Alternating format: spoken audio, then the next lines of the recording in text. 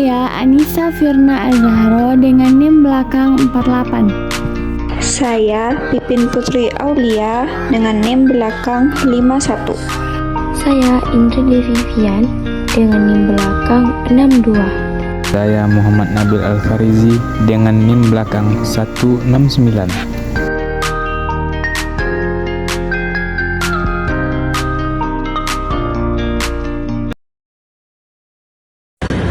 Ada kepolisian, kejaksaan, kehakiman, Dan norma agama, norma kesusilaan, kesopanan, dan adat.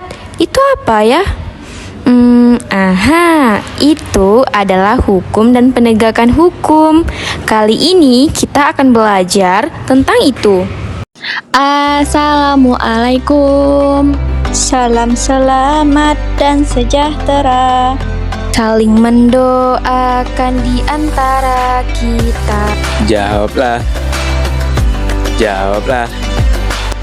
Waalaikumsalam.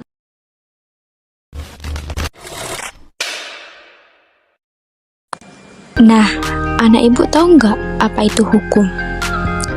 Ya, betul. Hukum adalah suatu aturan yang mengatur kehidupan masyarakat, yang memiliki sanksi-sanksi tertentu dan bersifat memaksa. Sehingga hukum tersebut terbagi ke dalam norma-norma. Ada yang tahu? Yang pertama itu adalah norma agama. Norma agama bertujuan untuk mencapai kehidupan yang beriman. Yang kedua, norma kesusilaan adalah norma yang berkaitan dengan sikap penyesalan ketika melakukan sebuah pelanggaran.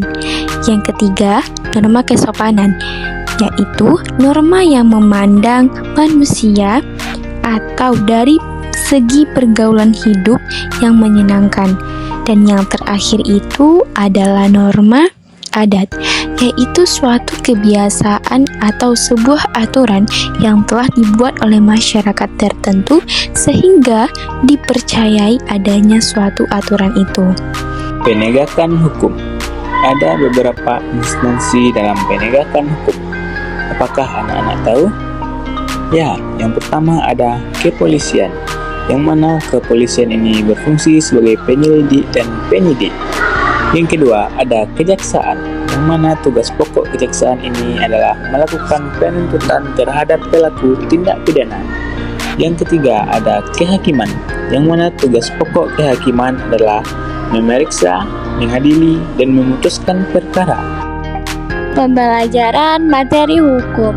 Nah, sebelumnya pengertian hukum itu sudah jelas adalah aturan yang mengatur perilaku dalam masyarakat dan sifatnya itu memiliki sanksi, dan ada juga hakikat kehidupan yang tertib dan damai.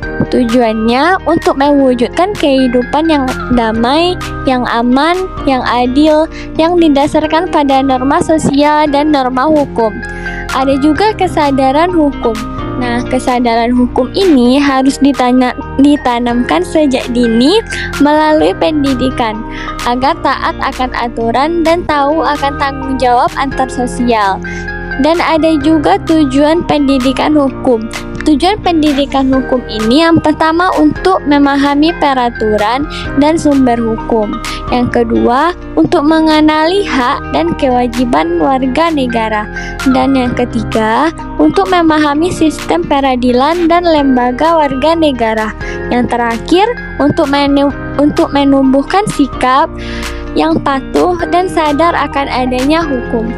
Baiklah anak-anakku semua, Ibu akan melanjutkan pembahasan tentang materi pembelajaran penegakan hukum yang terdiri dari 6 tingkatan yang dibagi pada 1. Bagian prakonvensional yang terdiri dari orientasi hukum dan kepatuhan tentang konsepsi baik dan buruk. Yang kedua, orientasi instrumental, yang mana baik itu oleh kepuasan diri sendiri.